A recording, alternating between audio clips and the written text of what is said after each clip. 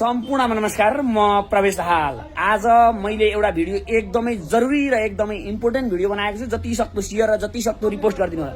आज मैले कुनै पनि मिटिङमा कहीँ पनि एटेम्प गरेको छैन। आजसम्म एउटा वार्ता टोली भनेर एउटा एजेन्डामा मैले सिग्नेचर गरेको हो।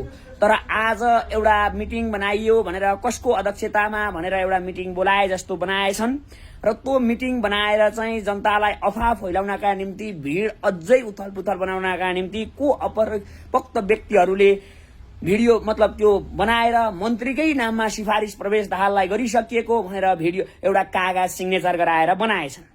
यो मलाई कुनै पनि थाहा छैन र कुनै पनि केही पनि थाहा छैन।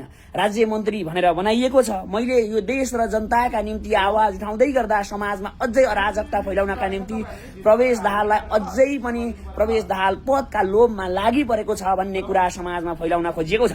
यसका निम्ति जति सक्दो शेयर र जति सक्दो गर्नु होला। तपाईहरुलाई के भन्न सक्छु भने, के गर्न चाहन्छु भने, सबैजना व्यक्तिहरू कोही पनि अफवाहमा नलाग्नु होला।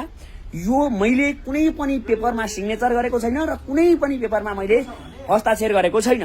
यसका निम्ति देश र जनताका निम्ति कुद्दा कुद्दै मलाई अझै पनि कमजोर बनाउनका निम्ति व्यक्तिहरू लागि परेका छन्।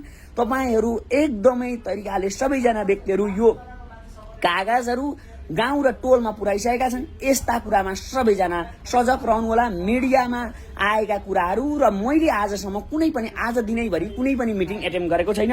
मैले भेटेका मान्छेहरू भनेका एक दुईजना मात्र मान्छेलाई भेटेको हो, नभएदेखि म कोठामै छु। तर आज यस्तो न्युज आउनुमा मेरो गम्भीर ध्यान आकर्षण छ।